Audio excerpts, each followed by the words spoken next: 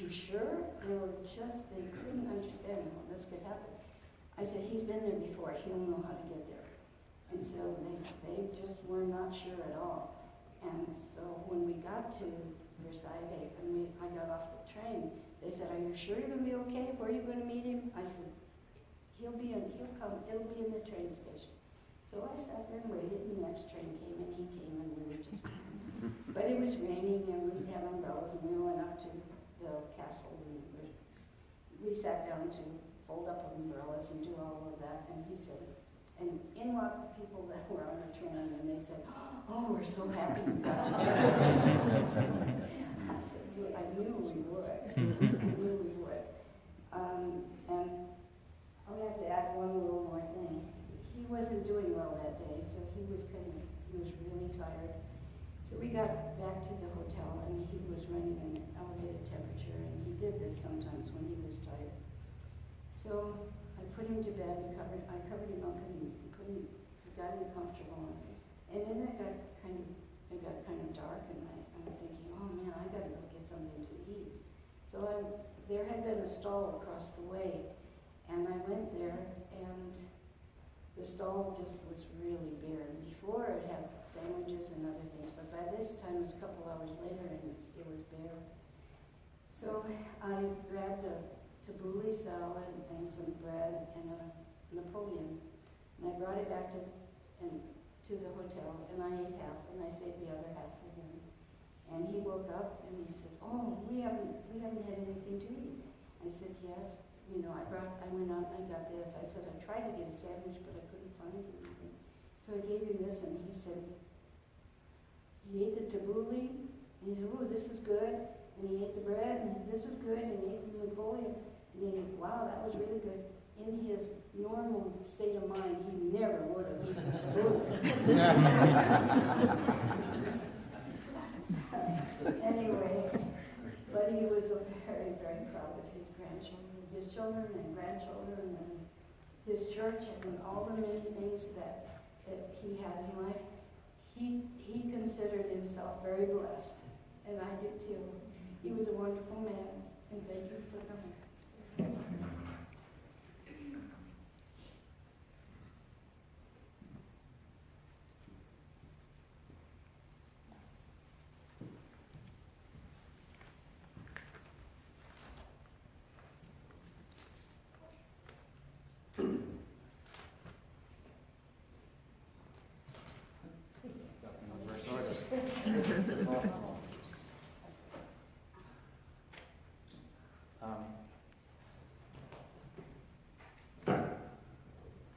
I'm Michael, as Mom said, and I'm the eldest of Dean's two sons, and I'd like to share with you just a few of the many lessons that I've learned from Dad, as a way of providing some color and insight into the person he was. There are 7 lessons that I learned from Dad that I'm going to touch on today, although there easily could have been 14, 21, on and on, but I'm going to be brief. As lesson 1, as Mom mentioned earlier, the lesson was to love the United States. Dad loved this country. He was proud of the ideals that it inspired, aspired to: liberty, justice, the opportunity for all people to pursue their dreams. But as proud as he was of those ideals, he also recognized that as ideals, sometimes we wouldn't always achieve them as well as we'd like to, and we needed to keep struggling and striving, but that ultimately we would be successful. And he continued to share that with us throughout our time of living in the United Kingdom. Fair enough. Lesson 2 kind of comes in 2 parts. Part 1 was he taught me how to catch a baseball without hurting my hand. And he encouraged, but part 2 was he also taught me how to pretend your hand doesn't hurt when you master the part A. We used to play a game called, he called it Burnout in front of the house. And it was a case of throwing the ball as hard as you could at each other and seeing whose hand hurt the most and you had to call stop. Dad, not that I can remember, ever lost the game, because I don't think that I wasn't throwing hard enough. It was just that he had learned to pretend how your hand doesn't hurt. Lesson 3 was he taught us the beauty of nature and the universe.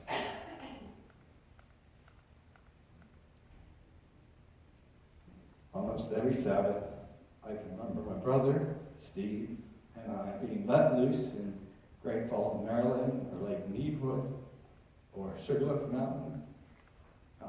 Now, some may say this was a crafty ploy on our parents' part to get two very energetic boys to expend all the energy they had so that they had a quiet evening and a quiet rest of the weekend. But whatever the reason, we learned the beauty, the mystery, and the fragility of nature.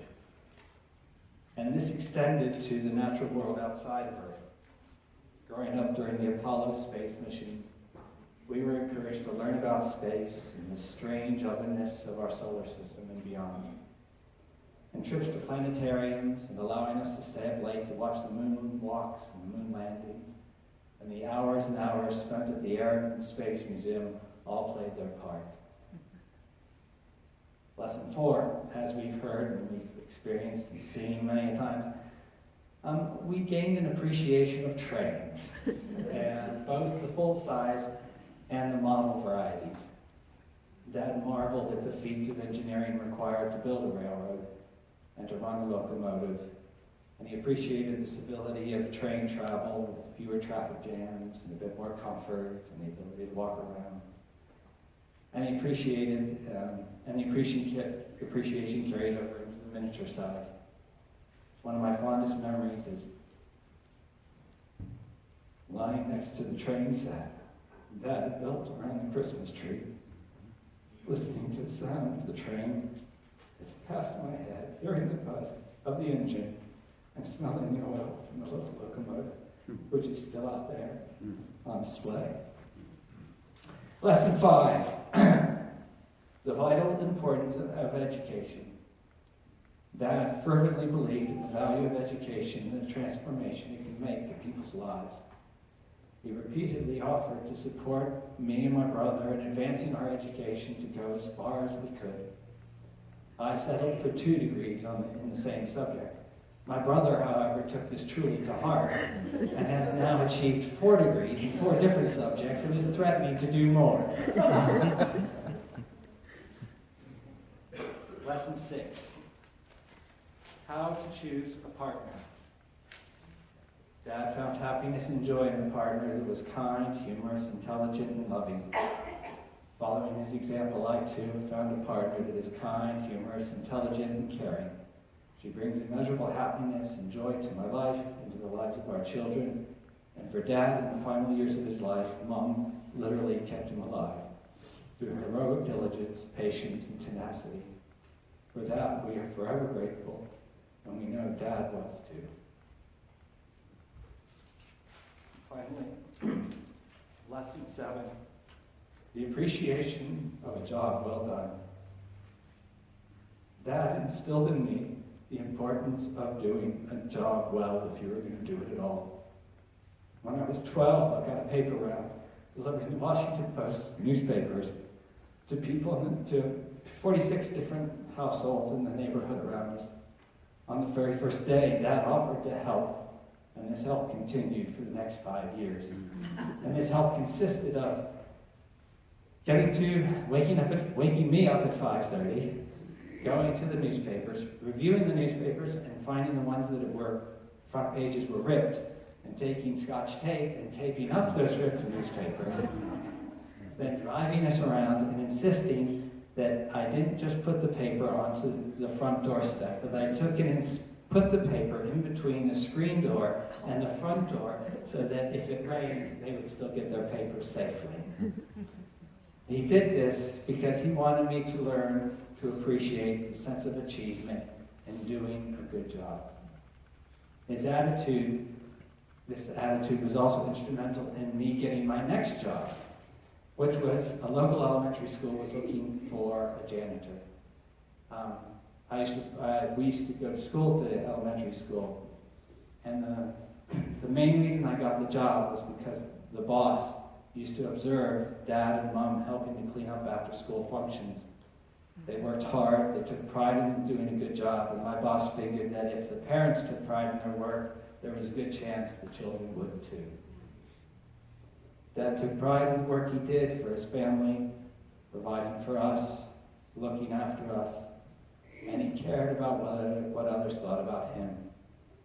And as his son and the father to my children, I'd like to share with you today the message I gave you many times over the past few years. Dad, you did a great job. Thank you. We are so very proud of you, and we love you very, very much.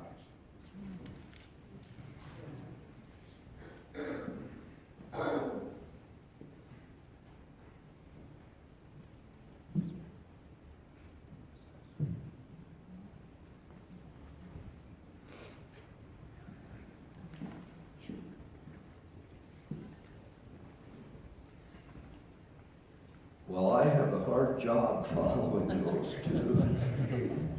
They stole part of my thunder, so you'll have to hear it again and maybe you'll remember it. I was almost 5 years old when Elden Dean came into my life. I think probably most of you have seen the ad of the little girl who was asked if she's excited about having a baby sister, and she suddenly goes, well, I probably had some of those feelings. Anyway, my mom had not been well during her pregnancy, and Dean's mom also, and was not well afterward. And that meant I continued to spend most of my days at Grandpa and Grandma Eldenberg's house. And as Ruthie noted, now you know where the name Elden came from.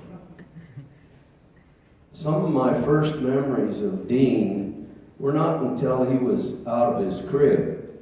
When we slept in the same bed together. It was a studio couch. Remember a studio couch? It was this thing you sat on during the day and you pulled the bed out, and so there was division down there. And Dean slept next to the wall so he wouldn't roll off. And I slept next to the floor so that if he rolled off, he'd hit me. And we had a rule that you did not cross a certain line. And woe to the one who did. Ruthie also mentioned that we grew up in Lincoln, and it was a good thing. Both sets of our grandparents and a number of our uncles and aunts and cousins on both sides of the family made for fun times. And I see two people sitting there that we watched. They're sitting right out here. We watched courting. In fact, I watched Don court several people. The Beamans, as he came by our house on his Cushman motor scooter. Remember that, Don? You can't forget. And so we got to know a lot of people there, and they influenced our lives significantly. Well, when Dean was 4 years old, I remember clearly our parents discussing whether to send Dean to the University of Nebraska Teachers College Training School. The results of testing by the University of Nebraska Education College placed him in the bracket of the brightest children and made him eligible to be part of a study on the effects of early education on very young children. Ultimately, our folks decided he would be better off enjoying his childhood for a few more years than stressing him unnecessarily with the sit down and learn routine. He was a very bright man. I can think of 3 reasons why Dean and I love trains, and I'll give them to you now. 1, our dad loved trains. Number 2, Mr. Hamner, an engineer on the Burlington Railroad, lived in the apartment right above ours, and he liked to talk to us about trains.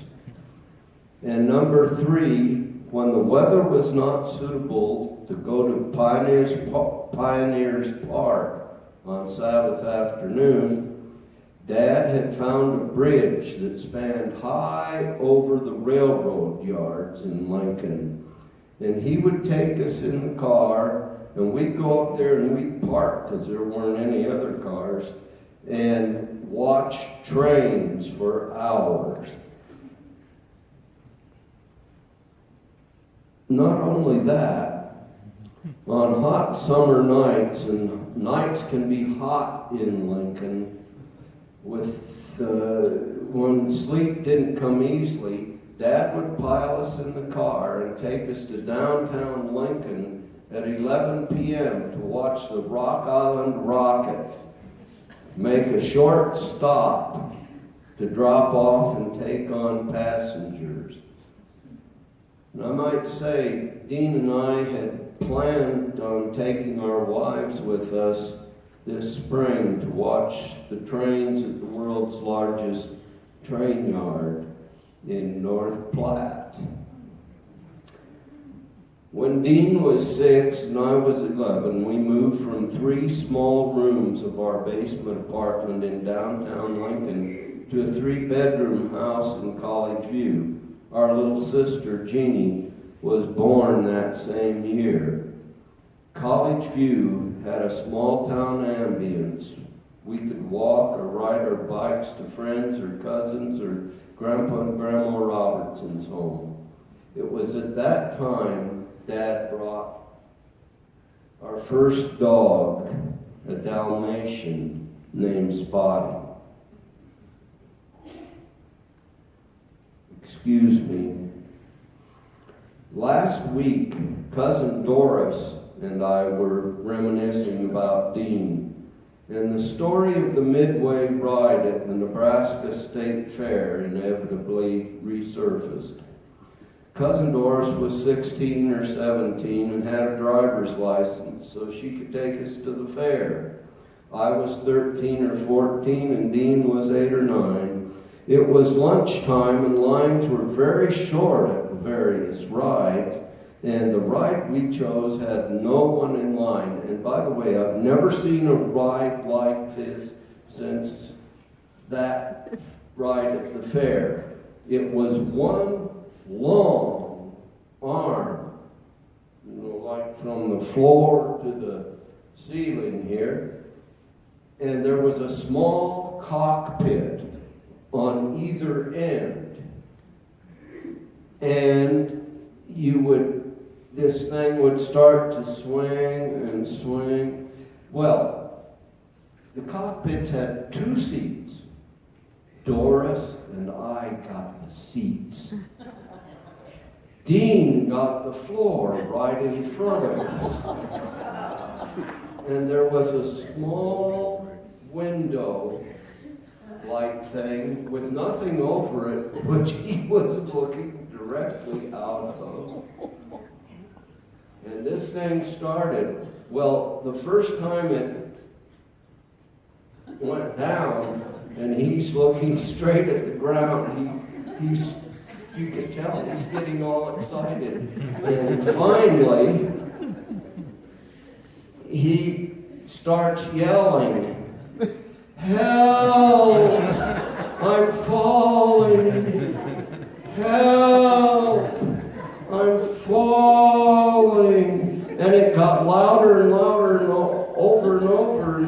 And since there was no one in line, the operator let us have a very, very long ride. It was the longest ride I've ever had on any fairground.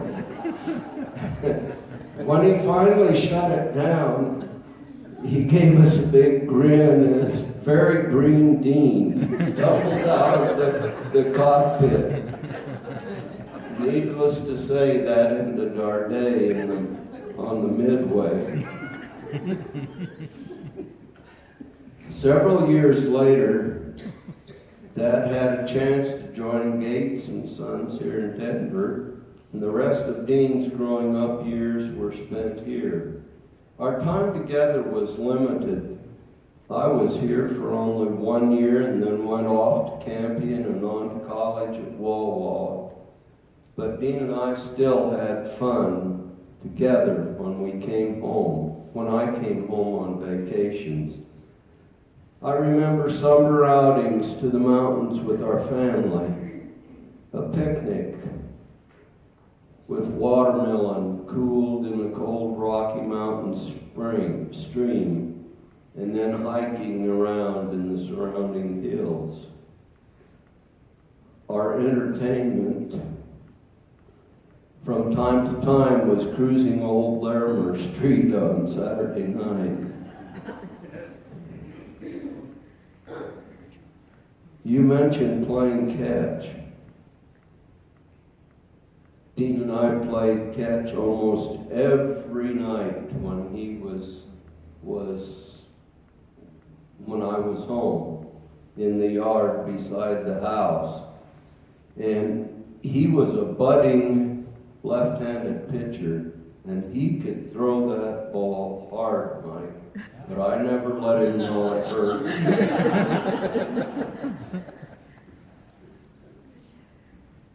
During Dean's early teenage years, he took drum lessons and became a fine drummer with a trap set of his own. He also took acting lessons and starred in children's theater at Denver University.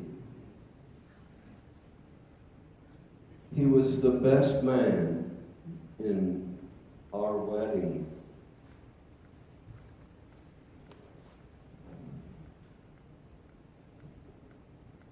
In closing, let me summarize who Dean was to me. He was loved by his many, and there were 24 first cousins. He was loved by every one of them from the time he was a very small child. He was a really fun kid. Number 2, he was one of those people who never knew a stranger. He was a friend to everyone he met. Number 3, he would give you the shirt off his back if he thought you needed it. Number 4, he was a man of integrity. You could depend on his word. His rise to the position of chief auditor for the Small Business Administration in Washington, D.C. is evidence of that fact. He was a man of faith. During our visit to Denver here last September, Dean and I had some time alone to talk. During the conversation, he became very serious and then asked, "Marvin, do you have any questions about God and the mess our world is in?" I said, "Yes, I do." But I think about what Dad said to me one day when we were people watching here in the mall while Jeannie and Mom were shopping. He said, "Marvin, you need to know something. Just because you get old doesn't mean you don't have questions. But the answers are harder." Dean and I talked for a long time about our questions and how this side of eternity, many of these questions will go unanswered. His faith was strong in spite of the questions we wrestled with. Finally, good night. Sleep tight, my brother. I'll miss you.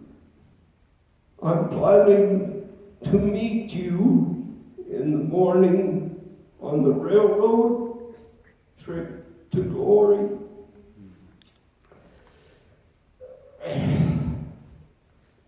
Well, while this is a memorial service about Dean, on behalf of our entire family, I would like to give a tribute to Ruth for the untiring love, care, and patience she showered on Dean over the last 14 or so years since his diagnosis of esophageal cancer and the consequential surgery. Without this dedication, Dean would never have known his grandchildren and grandnieces and nephews in the way in which he did. He loved these kids and they loved him. And we say thank you, Ruth, for the skill and dedication you showered on Dean, which helped keep him with us for so much longer than any of us had dreamed.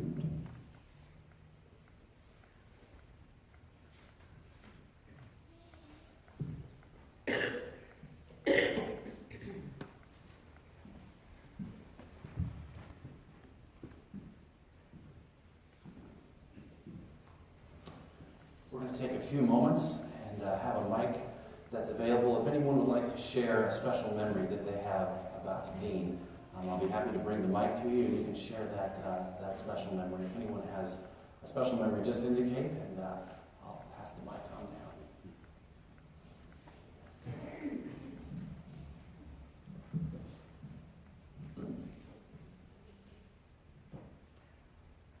I'm Lucille Claridge, and I've known Dean since he was a child.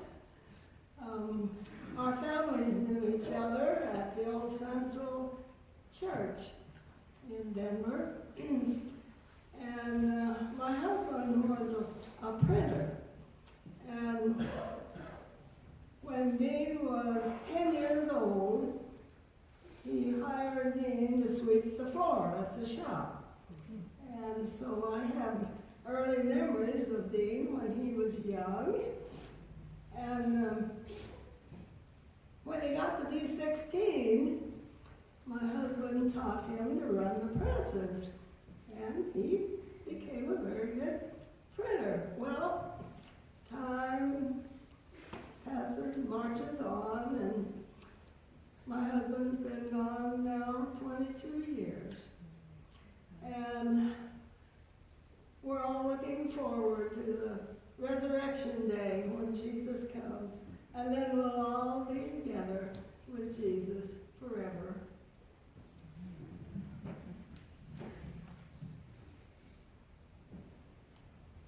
Is there anyone else who would like to share a memory?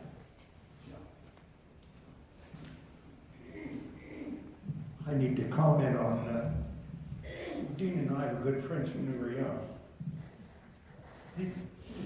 We're still good friends. Dean was very proud of his printing, by the way. I don't know if you can hear me. Dean was very proud of being a good printer in your shop.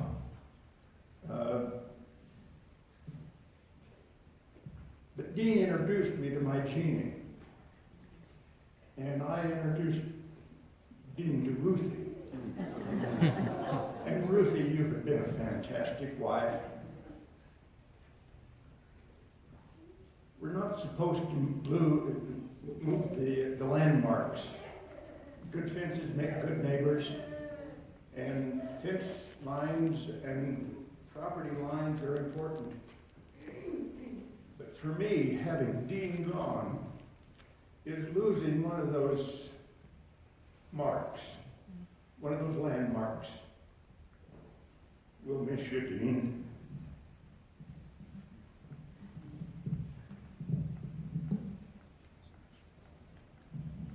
I have maybe a silly question. I've always wondered if Dean had anything to do with putting the hose down the basement window of his parents' home on South Clarkson.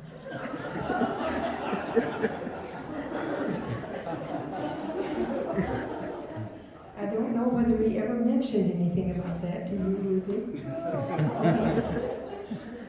Well, my son and Gina Dunn's son were involved somehow in it. We were neighbors about 3 or 4 or 5 houses down, and there was a lot going on between our house and that house. And I always wondered, but if you don't know, then maybe I shouldn't have brought it up.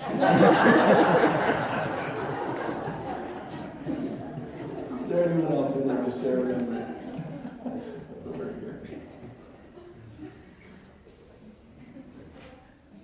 So I'm Bill Robertson. I'm one of the nephews of Dean, and one of the things I always loved about Uncle Dean was that you knew where he stood on things.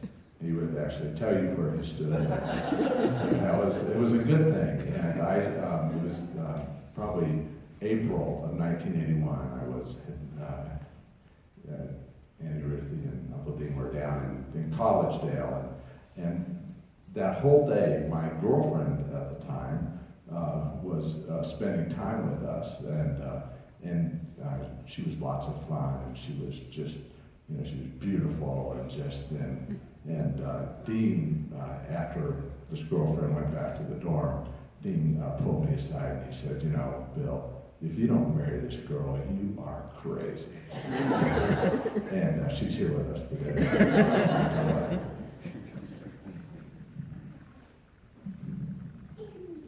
I just want to tell you a story about Dean and Ruth. I knew that when they were here in Denver, they didn't have a Jeep. And I knew they were deprived of that fun. So we decided one weekend we'd go Jeeping. And I figured we'd go up Webster Pass. And it must have been